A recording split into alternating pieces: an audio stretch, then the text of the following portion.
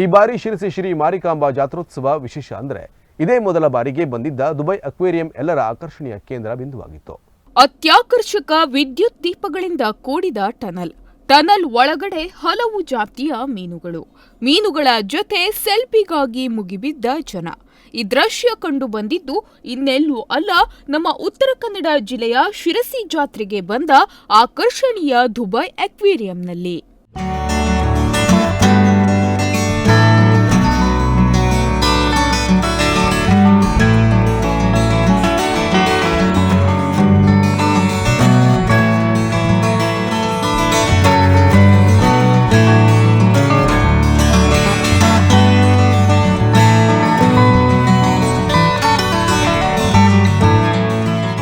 ಹೌದು, ಶಿರಸಿ ಜಾತ್ರೆ ಮುಗಿದರೂ ಜನರ ದಟ್ಟಣೆ ಮಾತ್ರ ಇವತ್ತಿಗೂ ಕಮ್ಮಿಯಾಗಿಲ್ಲ. ಶಿರಸಿ ಜಾತ್ರೆಗೆ ಬರುವ ಅನೇಕರನ್ನು ತನ್ನತ್ತ ಸೆಳೆವ ತಾಣವಾಗಿದ್ದು ಇದೇ ದುಬೈ ಅಕ್ವೇರಿಯಂ.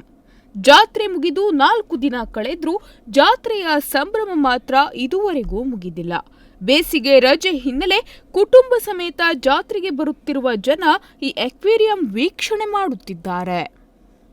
ಇದು ಆಕರ್ಷಕ ಲೈಟ್ಗಳಿಂದ ಕಂಗೊಳಿಸುವ ಟನಲ್ ಒಳಗಡೆ ಹೋಗುತ್ತಿದ್ದಂತೆ ವಿವಿಧ ಜಾತಿಯ ಮೀನುಗಳ ಜೊತೆ ಸೆಲ್ಫಿ ಕ್ಲಿಕ್ಕಿಸುತ್ತಿರುವ ಜನ ಇಲ್ಲಿ ಕಾಣಸಿಗುತ್ತೆ.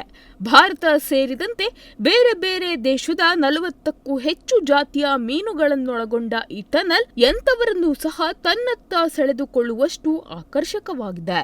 ದುಬೈ ಸೇರಿದಂತೆ ಬೇರೆ ಬೇರೆ ದೇಶಗಳಲ್ಲಿ ಅಂಡರ್ ವಾಟರ್ ಟನಲ್ಗಳನ್ನು ನಿರ್ಮಾಣ ಮಾಡಿ ಜಲಚರಗಳನ್ನು ಕಾಣಲು ಜನರಿಗೆ ಅವಕಾಶ ಮಾಡಿ ಕೊಡಲಾಗಿದೆಯೇನೋ ಅನ್ನುವಷ್ಟು ಅದ್ಭುತವಾಗಿದೆ.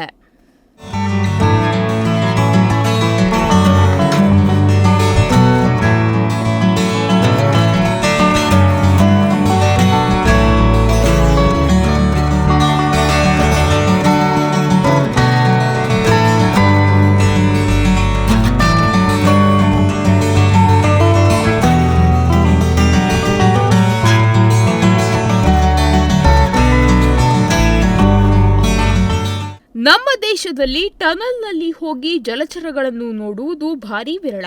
ಹಾಗಾಗಿ ಭಾರತದಲ್ಲಿನ ಸಾಮಾನ್ಯ ಜನರಿಗೂ ಟನಲ್ನಲ್ಲಿ ಜಲಚರಗಳು ಯಾವ ರೀತಿ ಕಾಣುತ್ತದೆ ಎಂಬುದನ್ನು ತೋರಿಸಲು Dubai aquarium and team Sirsi ಜಾತ್ರೆಯಲ್ಲಿ ಟೆಂಟ್ ಹಾಕಿದ್ದು ಜನರು ಸಖತ್ ಎಂಜಾಯ್ ಮಾಡ್ತಿದ್ದಾರೆ.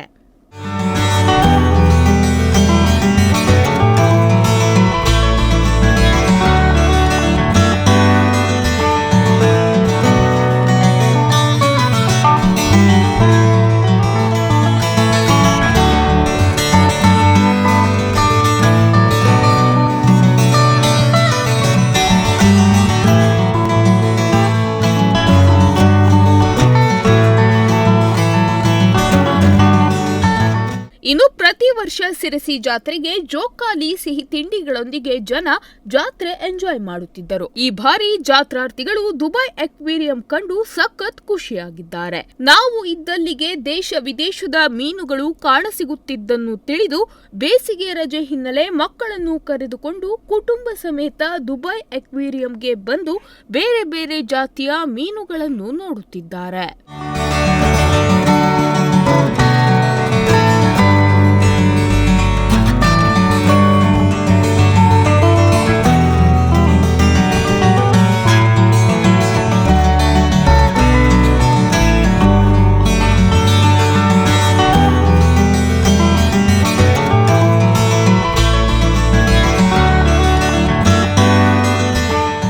ಇನ್ನು ವಿಶೇಷ ಅಂದ್ರೆ ಇಲ್ಲಿರುವ ಕೆಲವು ಮೀನುಗಳ ಬೆಲೆ ತಲಾ 2 ರಿಂದ 3 ಲಕ್ಷದವರೆಗೆ ಇದೆ. ಆ ಮೀನುಗಳು ಮಾಂಸವನ್ನ ಸೇವನೆ ಮಾಡುತ್ತವೆ. ಅತಿ ದೊಡ್ಡ ಗಾತ್ರದಲ್ಲಿ ಬೆಳೆಯುವ ಮೀನುಗಳಾಗಿದ್ದು ಈ ಮೀನುಗಳು ತಿನ್ನಲು ಯೋಗ್ಯವಲ್ಲ. ಆದ್ರೆ ಅವುಗಳ ಗಾತ್ರ ಮತ್ತು ಚಲನವಲನ ಕಂಡು ಎಂಥವರಿಗೂ ಖುಷಿಯಾಗುತ್ತೆ. ಚಿಕ್ಕ ಮಕ್ಕಳಿಗೆ ಕೊಂಚ ಭಯ ಆಗುತ್ತೆ.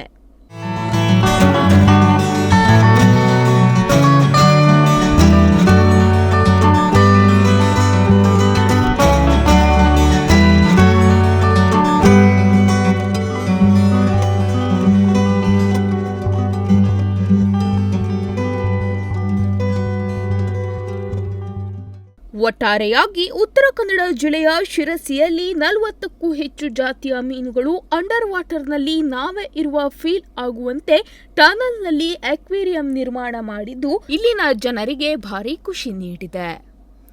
Nudisiri news desk Honnavar.